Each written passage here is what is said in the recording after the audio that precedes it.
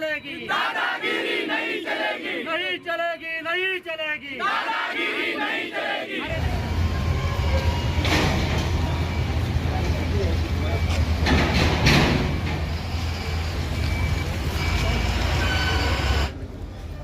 आपल्या सर्व ज्या मागण्या आहेत त्याच्या सगळ्या मागण्यांबद्दलचं आम्हाला विस्तृत मीटिंग पण झाली आपली, त्याच्याबद्दल बोलणंही झालेलं आहे आणि त्याच्याशी रिलेटेड जे मेंटेनन्सच्या ज्या ॲक्टिव्हिटीज ज्या आहेत, जे कामं जे बाकी आहेत ते लवकरात लवकर आठवड्यात 2 आठवड्यात टाइम लिमिट सांगा, जे टेम्पररी महिना घ्या, पण ते जुने ठेकेदार इकडे दिसतात नाही का मला, त्यांच्यामुळे हा सगळा होत झालेला आहे। सर ठेकेदारांचा परिचय द्या, त्या जुन्या ठेकेदारांच्या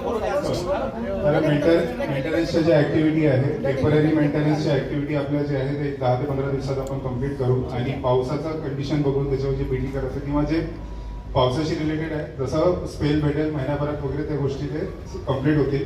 ज्या नवीन कन्स्ट्रक्शनच्या ज्या मागण्या आहेत, सर्व्हिस रोड्स म्हणा, अंडरपास म्हणा, ते आम्ही प्रशासनाला मी ऑलरेडी काही त्याच्यामध्ये पाठवलेलं आहे, अजून तुमच्या दुरुस्ती करून त्याच्यामध्ये ऍड करून तेही पाठवत आहे 1-2 दिवसात। अधिकाऱ्यांच्याकडे ही आपली मीटिंग झाली पाहिजे। चालेल, एक आपण मीटिंग लावा, एका कलेक्टर सरांकडे आपण एक मीटिंग लावू आणि त्याच्यामध्ये पण आपण जे जे आमच्या ऍक्टिव्हिटी झालेल्या आहे, जे आम्ही पाठवत आहोत प्रपोजल्स वगैरे, ते आम्ही सर्वांना आपण ब्रीफ करू आणि लवकरात लवकर मी आमच्या दिल्ली हेडक्वार्टरवरून ते मंजूर करून घेण्याचा प्रयत्न करेल आणि होईल असेल। सर मला लाज वाटते का? 2 वर्ष झाले ही गोष्ट अपघात झालेला आहे आणि 2 वर्ष अजून तुम्ही करतात, तुम्हाला लाज वाटत नाही? तुम्हाला वाटत तर मग तुम्ही रेसिग्नेशन द्या, दुसरे कोणाला बसवा, तुमचे तर ऑथॉरिटीमध्ये नाही आहे आणि तुम्ही उभे असे म्हणजे हॅट्स ऑफ टू यू। 2 वर्षामध्ये तुम्ही काहीच काम केले नाही, आणखी किती जीव घ्याल? मग कोणाची वाट बघतात का? अजून कसं अपघात व्हायचं आणि परत तुम्ही मग असंच म्हणजे भाषण देणार? तुम्ही कधी करणार? कधी परत व्हायचं का तसं? मागच्या वेळेस पण तुम्ही कलेक्टर ऑफिसला तुम्ही बोलले होते तेव्हा वेगळे पिढी होते, साळुंखे साहेब होते ना, तुम्ही पण रेसिग्नेशन द्या, दुसऱ्याला बसवा ना, तुमच्याशी नाही होत तर ज्याचा गेला त्याला समजतो। ज्याच्या गाडीला फास्टॅग लागला असेल त्यांनी जाऊन बघा, पैसे कापत असतील, आपल्याला त्यांना फास्टॅग मशीन पहिला बंद करावी लागेल, कारण 80% लोक आता फास्टॅग वापरतात आणि ते वसूल आता पण चालू असेल, परंतु आपल्याला आता अंधारात ठेवण्याचा प्रयत्न या प्रशासकांनी करू नये। पोलीस यंत्रणेला आम्ही सहकार्य करतोय तर त्यांनी ते फास्टॅग बंद केले का नाही त्याचं आम्हाला अहवाल द्यावा, नाहीतर आम्हाला नक्कीच मी पोलीस खात्याला विनंती करतोय की ज्या पद्धतीने आपण आम्हाला सहकार्य करत आहोत, आम्ही तुम्हाला सहकार्य करत आहोत, आंदोलन बंद केले, टोलनाका बंद केली, फक्त आपण दिखावा दिसतोय, परंतु आता फास्टॅग मशीन बंद झाली की त्याची चौकशी करावी, नसेल झाली तर तुम्ही बंद करा, कारण आम्ही बंद करायला गेलो तर आमच्या कार्यकर्त्यांची मशीन फोडून टाकतील, 100% तुम्हाला मी वाई देतोय, त्याच्यामुळे ते पहिला फास्टॅग बंद करायला हवा। आणि राहिला विषय, आपण ज्या मागण्या करतो या टोलनाक्याच्या अंतर्गत ज्या रस्ते जे आहेत, सर्व्हिस रस्ते आहेत, ठीक आहे, आम्ही आता पत्रामध्ये दिलेलं आहे का ते तुम्ही तात्पुरत्या स्वरूपात डागडुगीकरण करून घ्या, हे फक्त तुम्हाला पावसाला फक्त आम्ही तुमच्याकडून आश्वासन घेतोय, परंतु ज्या पद्धतीने पावसाला संपतोय हे रस्ते तुम्ही नव्याने आम्हाला चांगल्या पद्धतीने बनवून द्यायचे। मित्रांनो, तुम्हाला सर्वांना माहिती असेल तलवणी नाका जो आहे त्या नाक्यासाठी कोणीही कुठल्या नागरिकांनी उड्डाणपूलची मागणी केली नव्हती, परंतु काही बिल्डर आणि काही दलाल यांच्या सांगण्यावरून, पैशांच्या देवाणघेवाण घेण्यावरून जिथे लोक करतात, जिथं लोकांसाठी आपल्याला खरोखर अंडर बायपास पाहिजे तिथं करत नाही आणि फक्त बिल्डरांसाठी हा अंडरपास करण्याचा प्रयत्न या शासनाने किंवा या टोल प्रशासनाने करण्याचा प्रयत्न केलेला आहे। मी तर विनंती करेन, तुम्ही केलेलं आहे चांगली, जनतेने न मागता तुम्ही आमची मागणी पूर्ण केलेली आहे, परंतु आम्ही ज्या मागण्या मागतोय त्या लवकरात लवकर पूर्ण करा। आणि या आजच्या आंदोलनामध्ये तुम्हाला एकच आव्हान करतोय की आम्ही आता 2 भाऊ एकत्र झालेलो आहोत, ठीक आहे, 17 वर्ष तुम्ही मजा केलेली असेल, आमचा तुम्ही गैरफायदा घेतला असेल, परंतु भविष्यात आता तुम्हाला गैरफायदा मिळवून देणार नाही। शासनाच्या वतीने टोल नाक्याच्या नियमामध्ये ज्या ज्या गोष्टी आहेत त्या गोष्टीचं पूर्ण पालन तुम्ही केलं पाहिजे। तुम्ही सांगा बघू, टोल नाका चालू झाल्यापासून कधी इथं अग्निशमन गाडी उभी राहिलेली आहे का? आज राहिली, ती पण आपण कालच्या मीटिंग मध्ये सांगितलं म्हणून आज राहिली। भविष्यात टाइम स्वरूपी की इथं आपल्याकडे 24 तास राहिली पाहिजे, कारण त्यांच्या अग्रीमेंट मध्येच तो लिहिलेलं आहे। आणि ज्या ज्या मागण्या आम्ही आज मागलो आहोत, त्या मागण्या जोपर्यंत पूर्ण करत नाही तोपर्यंत टोल नाका हा बंदच राहील. हा फक्त आजचा आम्ही आंदोलन शांततेत पार पाडलेलं आहे. आणि लोक जर रस्त्यावर आली तर मंत्री 2 पायऱ्या उतरून खाली मंत्रालयातून आणि त्यांना सामोरं जाईल की बाबांनो तुम्हाला रस्त्यावर यायची पाळी का आली. माझ्या इथे जे अधिकारी आलेले आहेत त्यांनी बाबांनो कृपया समजून घ्या तर आम्हाला काही घरी करमत नव्हतं म्हणून आम्ही इथे रस्त्यावरती आलेले नाही आहोत. हे वर्षानुवर्ष हा प्रश्न तसाच राहतो. मला प्रश्न पडतो की हे अधिकारी वशिल्याने लागले, पैसे देऊन लागले की अभ्यास करून लागले, नक्की इंजिनिअरिंग पास कसं झालं इथपर्यंत शंका येते.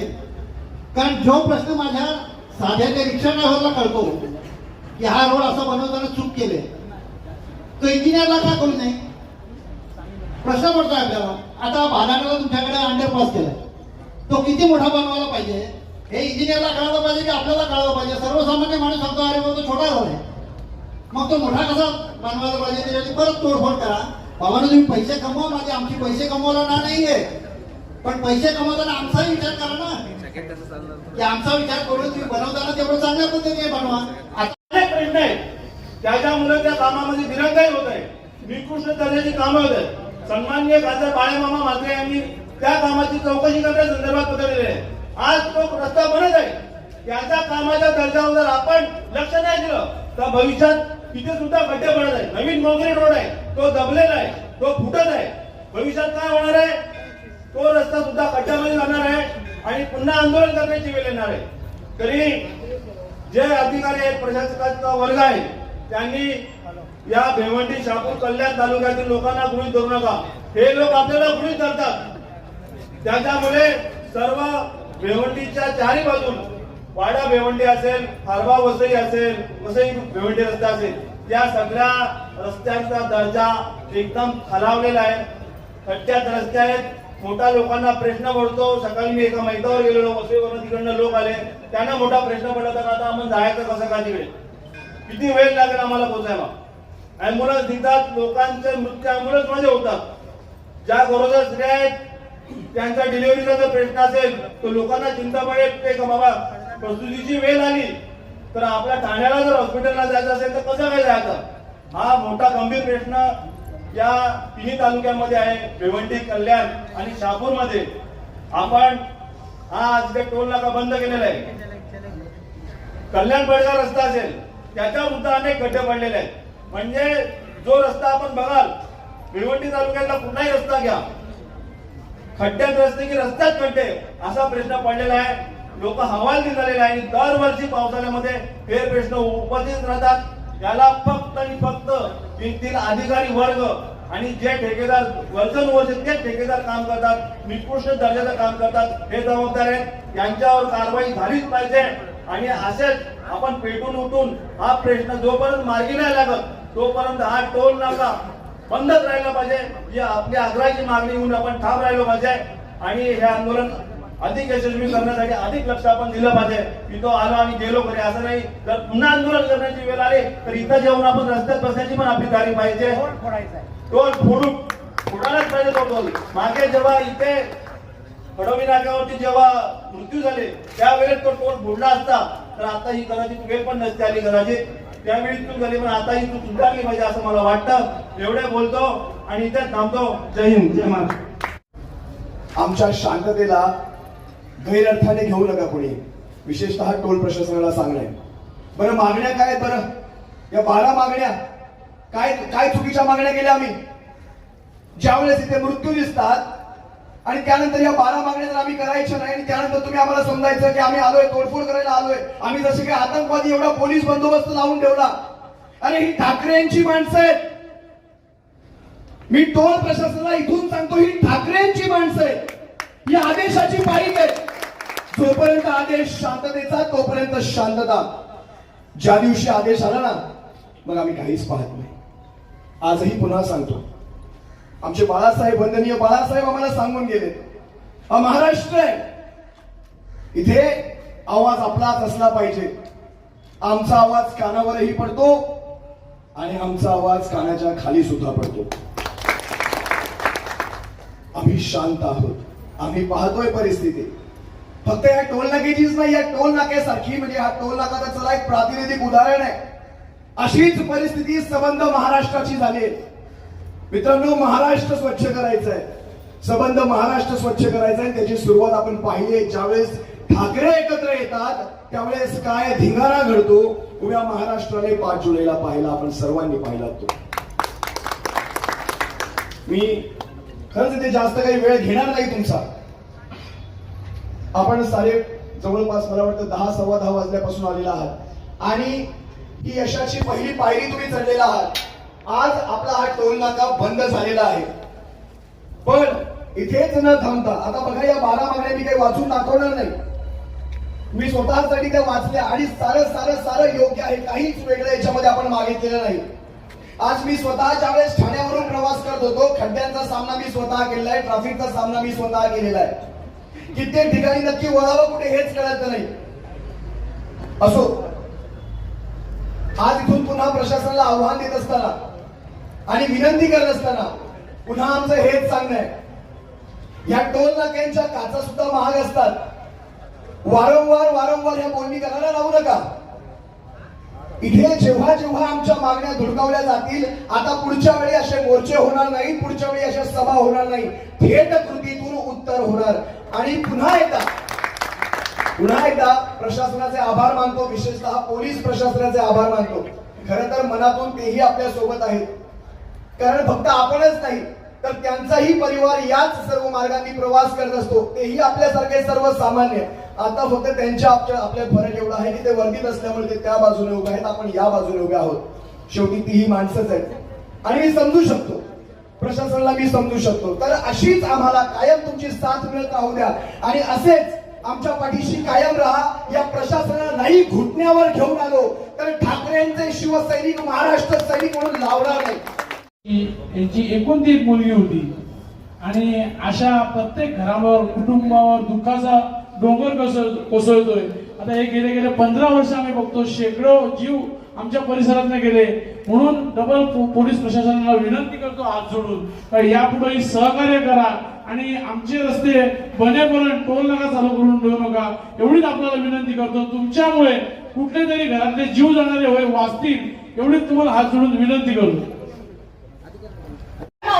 या आंदोलनाच्या माध्यमातून रस्त्यावर उतरल्या, कारण केवळ प्रश्न टोल नाक्याचा नाहीये, महाराष्ट्रातील सगळ्या रस्त्यांचा आहे. आपण पाहतो ज्या माध्यमातून हे रस्ते खराब झाले, आपण वेळोवेळी पाहिलेले आहे. आणि त्यामुळे आजची तारीख किती आहे? मोठ्याने सांगा, आजची तारीख किती आहे? 17. सत्ताधाऱ्यांनो, प्रशासनाच्या अधिकाऱ्यांनो, आजची तारीख लक्षात ठेवा. आजची तारीख आहे 17. या 17 तारखेला मनसे आणि शिवसेना यांचं आंदोलन या टोल नाक्या संदर्भात झालं आहे. आणि जर या 17च्या आंदोलनाला यश मिळाले नाही तर भविष्यात तुमच्यासाठी खतरा. आणि तो खतरा जर व्हायचा नसेल तर आपल्याला सगळ्यांना या मागण्या मान्य करून तर आम्ही घेणार आहोतच. आणि म्हणून विनंती प्रशासनालाही आहे, जोपर्यंत या मागण्या राष्ट्र मागण्या, न्यायाच्या मागण्या, सत्याच्या मागण्या जोपर्यंत मान्य होत नाही तोपर्यंत हा टोल नाका सुरू राहणार, आम्ही तो सुरू करू देणार. आणि सगळ्यात महत्वाचं, निवेदन देणार, निवेदन घेणार, इथे येऊन गोडगोड भाषेमध्ये आम्हाला आश्वासनं देणार. पण याच्या पुढे जसं आमचे सन्मान्य कुंदन पाटील म्हणाले, लव्ह लेटर देणं बंद. याच्या पुढे आपला धमाका शिवसेना आणि मनसे स्टाईल काय आहे ती पुन्हा एकदा दाखवायची वेळ आलेली आहे. आणि त्या माध्यमातून आपण सत्ताधाऱ्यांना, प्रशासनातल्या अधिकाऱ्यांना दाखवल्याशिवाय राहणार नाही. हे निवेदन घेतल्यानंतर आपलं निवेदन सन्माननीय जिल्हाधिकारी महोदयांकडे गेलं पाहिजे, ही आमची विनंती आहे. आणि सन्माननीय जिल्हाधिकारी महोदय या संदर्भात अतिशय गांभीर्यानं नॅशनल हायवे ऑथॉरिटी, राज्य महामार्ग, पीडब्ल्यूडीचे अधिकारी, या सगळे अधिकारी आणि संबंधित या ठिकाणच्या अधिकाऱ्यांच्या समवेत या पदाधिकाऱ्यांची मीटिंग लावत नाहीत. आम्हाला योग्य आणि ठोस उत्तर आणि क्रिया मिळत नाही तोपर्यंत हे आंदोलन सुरू राहील. जय हिंद, जय महाराष्ट्र.